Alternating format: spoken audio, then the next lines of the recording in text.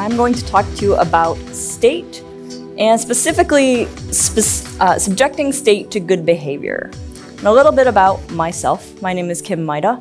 I work for an identity and access management company called Auth0, which the last two speakers also work at the same place. So you can talk to any of us about authentication and identity.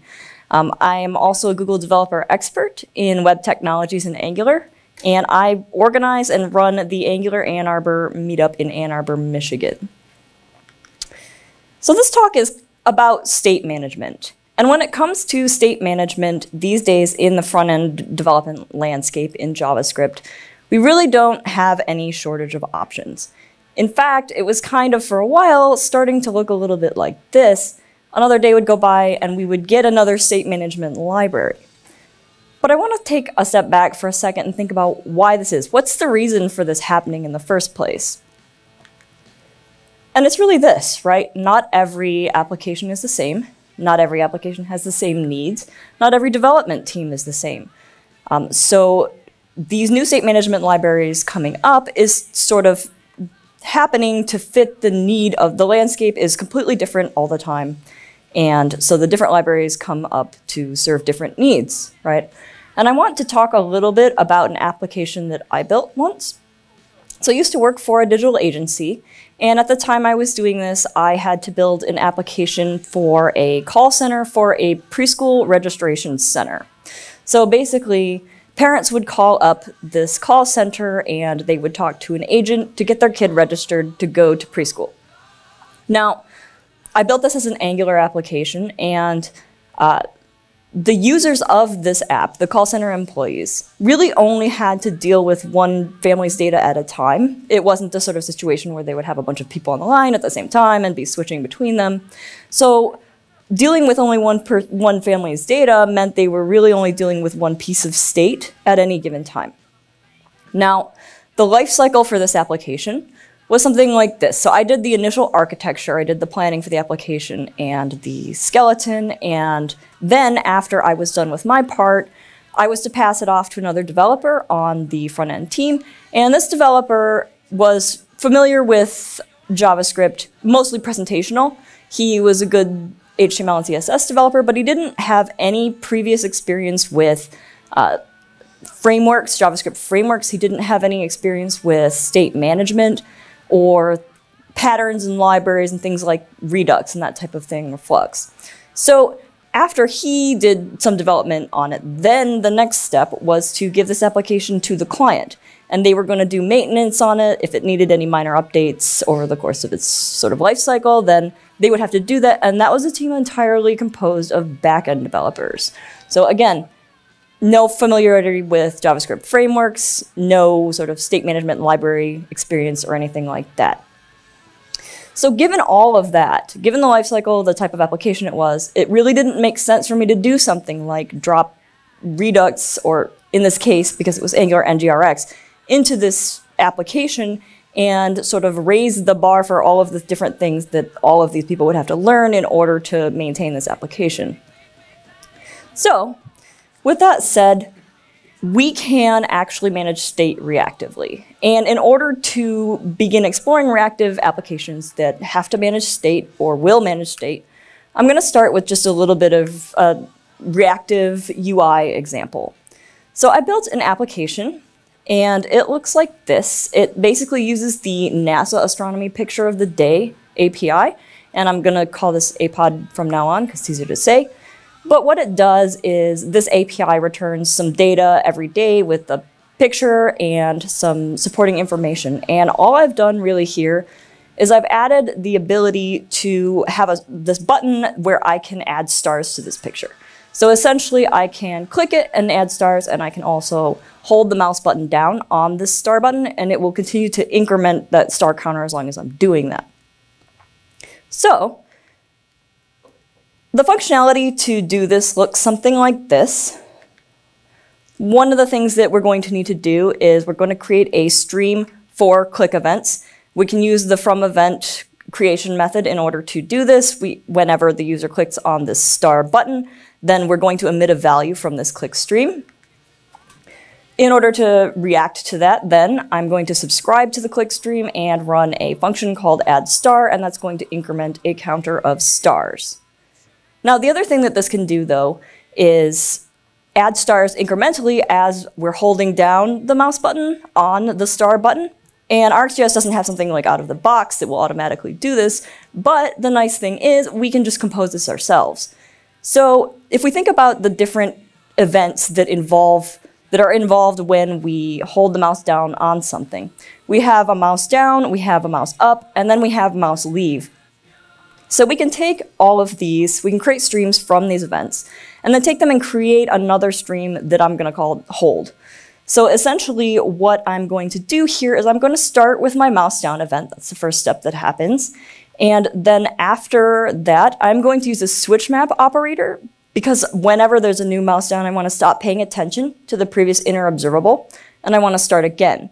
And the inner observable in this case that I'm using is an interval. So what I want to do here with this interval is I want to emit a value every 200 milliseconds, because I don't want to have this just sort of going crazy, like brrr, like as I'm holding the mouse down. So every 200 milliseconds, it's going to emit an event, or a value, I'm sorry. And then I'm going to continue doing that at 200 millisecond intervals until either the user lets go of the mouse button or the mouse leaves the area of the star button.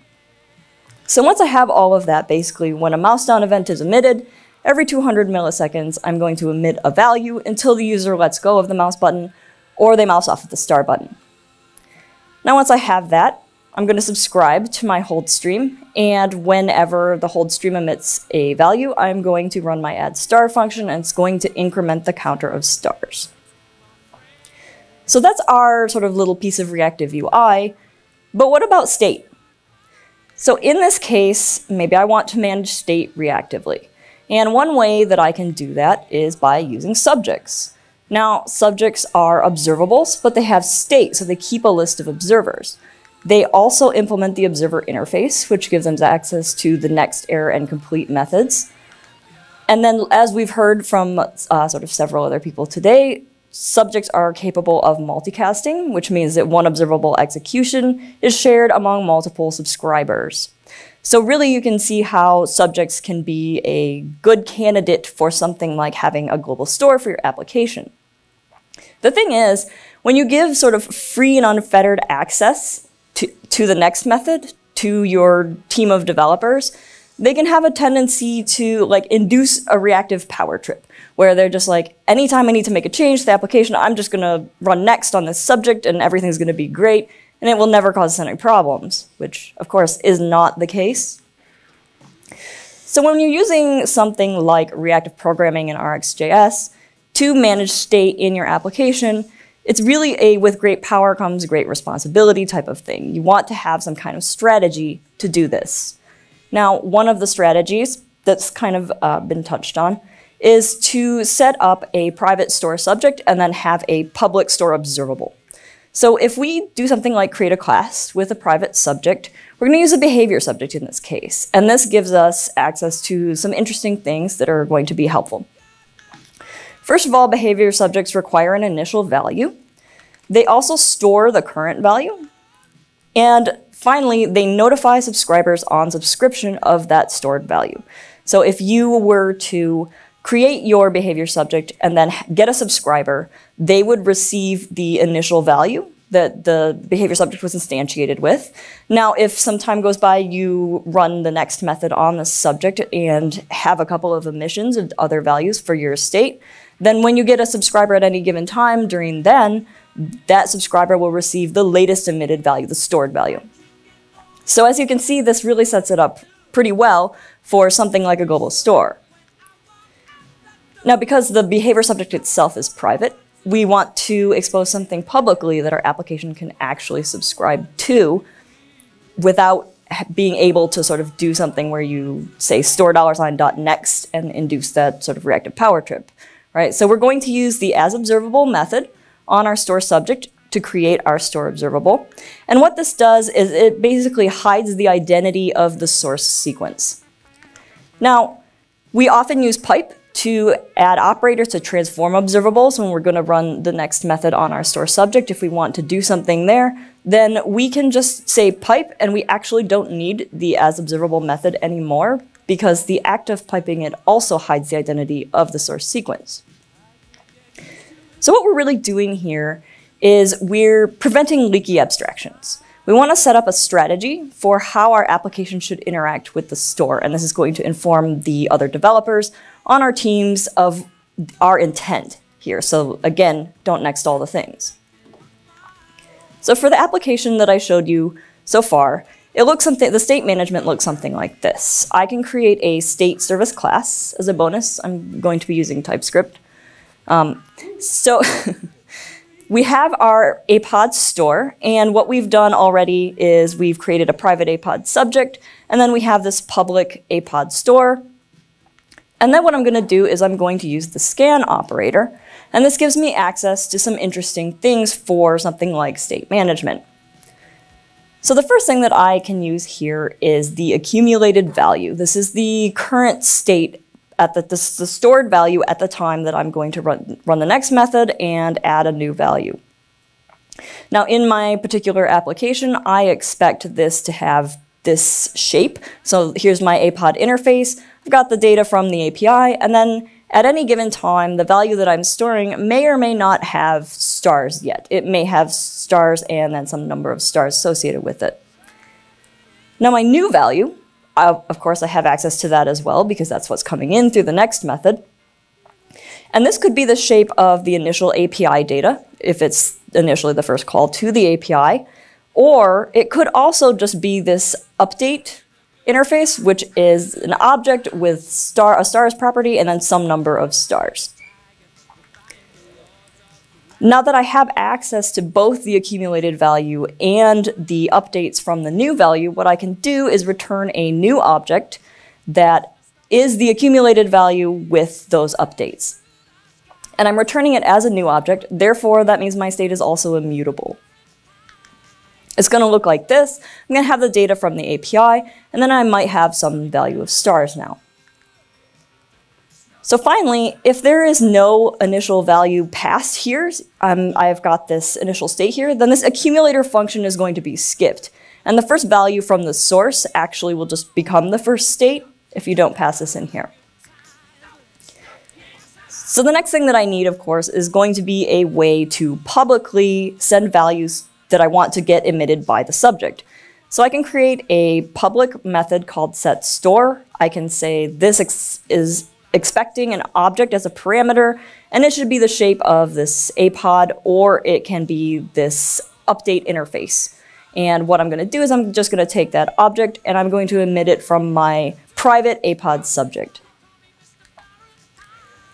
So the next thing that I have here is a data class. It's a data service class. It's going to fetch the data from the API, and then it's going to interact with the state class. And it's really the only place in my application where I'm doing anything with that state class, but I want to make sure that these things are separated out because logically it just makes the application easier to understand and use for other developers. So in my data class, I'm going to go ahead and set up an apod data observable. It's an observable because I'm going to use from fetch, and I'm going to request that apod data from the NASA API. And then if everything is okay, I get a good response, then I'm going to set that data in the store using that setStore method from my state class.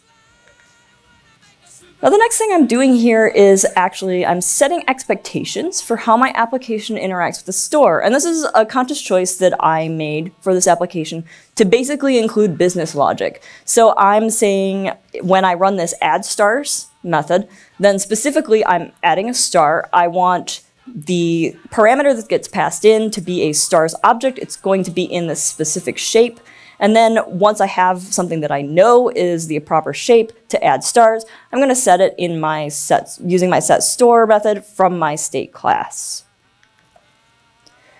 And the rest of the application is pretty much all in one place. It's this apod component. And what I'm going to do there is first, I need to subscribe to my apod data observable that came from my data class. And the act of subscribing to it, it's going to initiate a call to the API. And then once I get data back from the API, then I'm going to run that setup stars method that you saw before. It's where it sets up all of this sort of reactivity for the add stars button. And so if we go back to that function, it looked like this.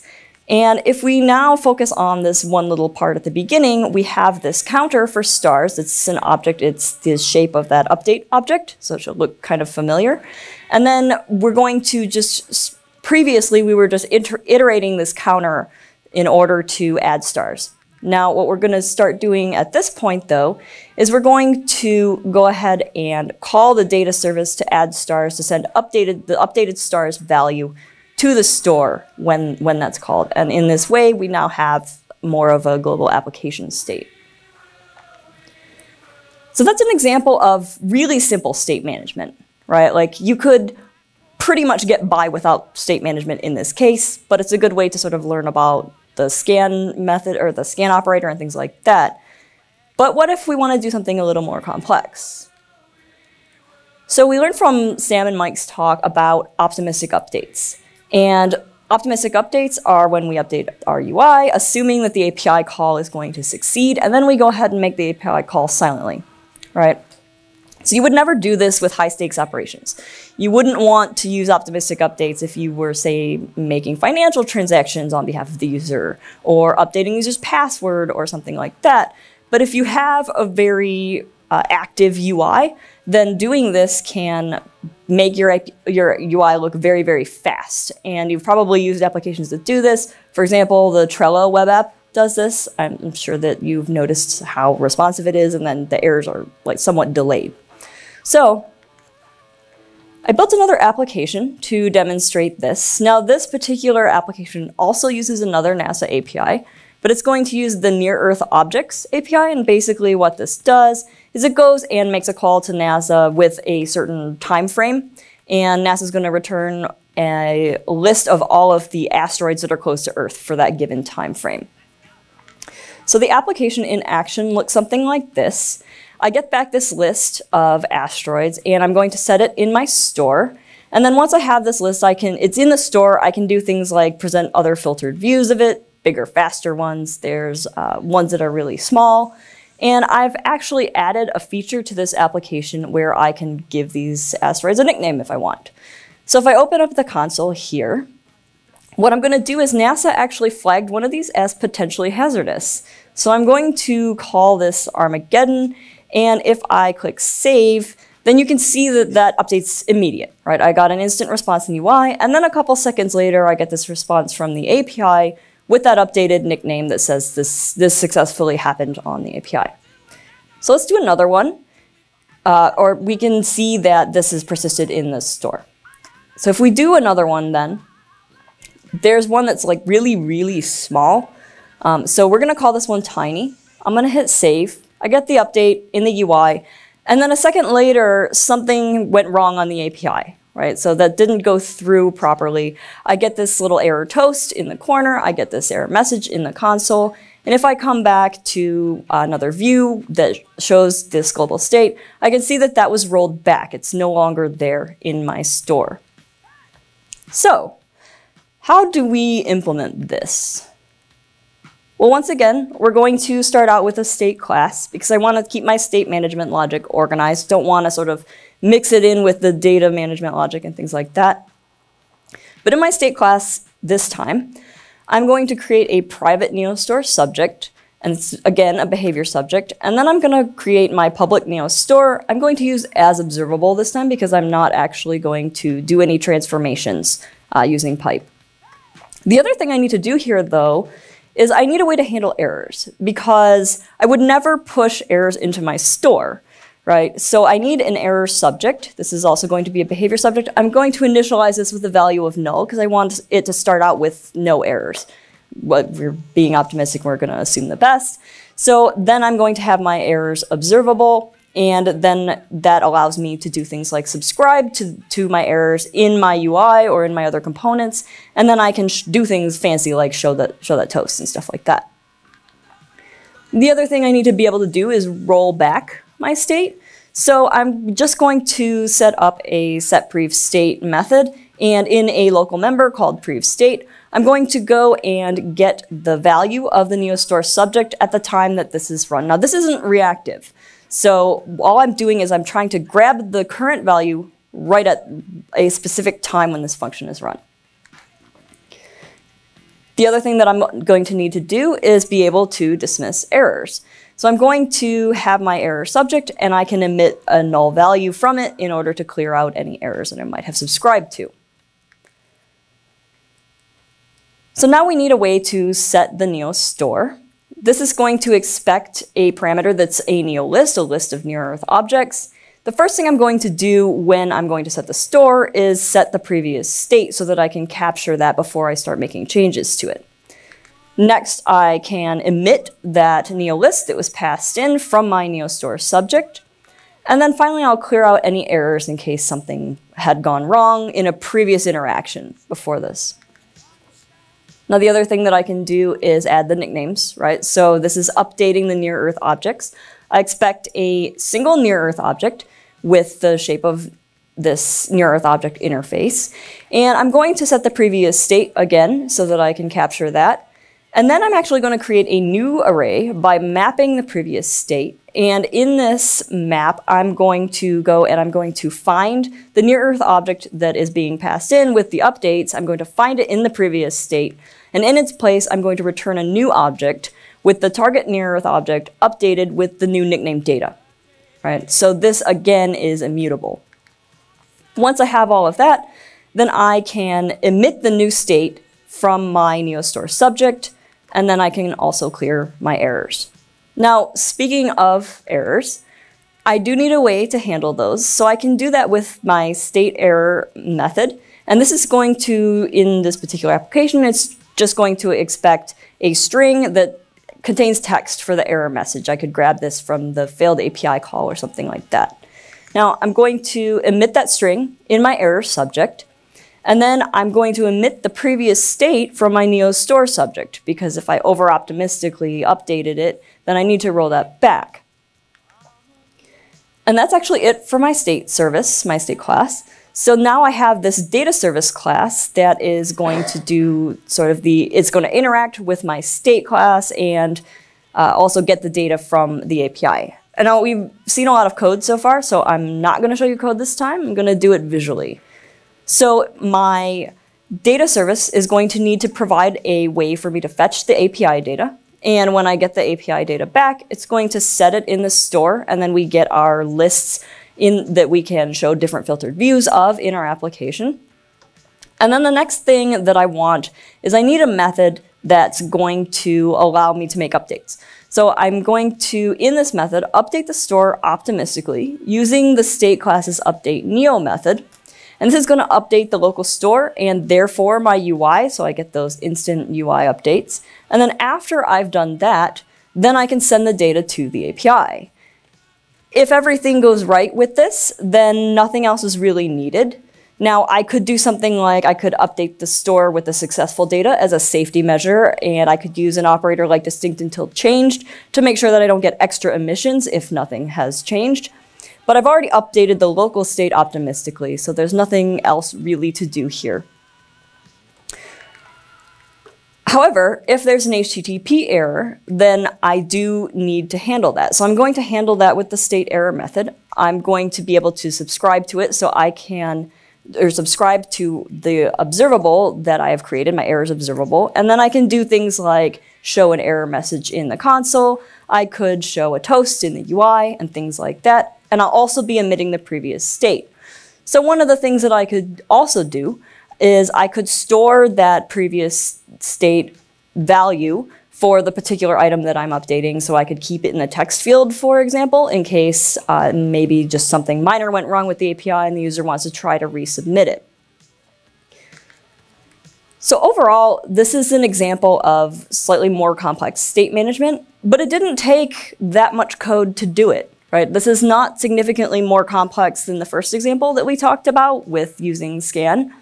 And so really, what it comes down to when it comes to managing state reactively with RxJS is knowing these core concepts really help us just overall.